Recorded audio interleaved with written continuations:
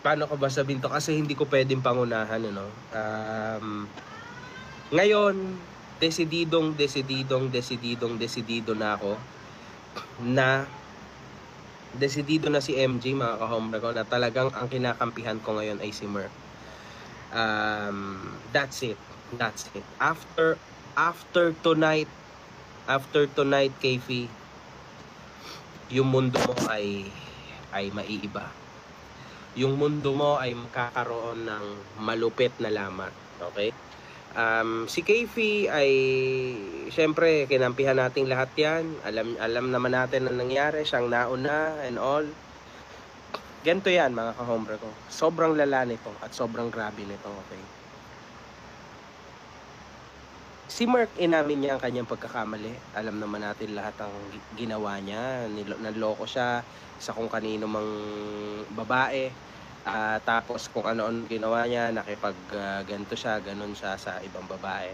Inamin niya naman yon sa girlfriend niya at kung ano-ano pa. Inamin niya yon, sinabi niya yon, pinaliwanag niya yun sa atin lahat. So, it's over, right? Ang problema lang kasi, ang lumalabas lang na masama ay yung Merc. Okay?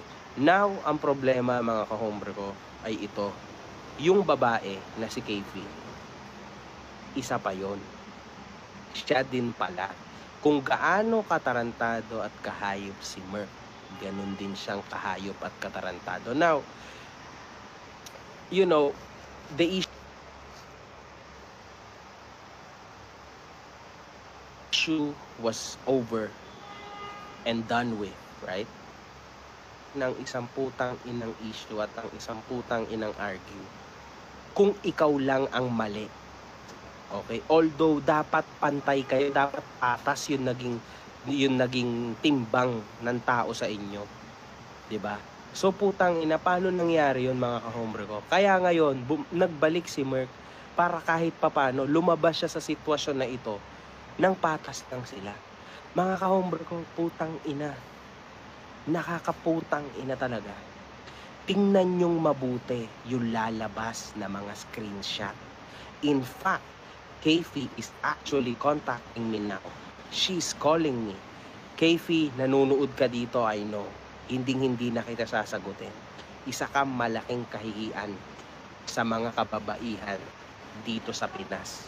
Okay? Ginamit nyo ang programa ng Tulfo just for the sake of fame. Kasi at the end of the day, alam mo sa sarili mo na tinatarantado at niloloko mo si Merc. It's over, man. Like, for real.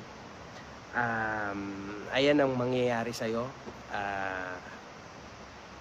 Patay ka. Yari kayo dito. Alam ko, actually, nang gagalaitin na yung dalawang yon, nang gagalaitin na silang lahat.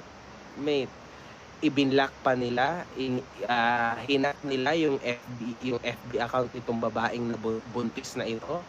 Nalalabas anyway in a bit.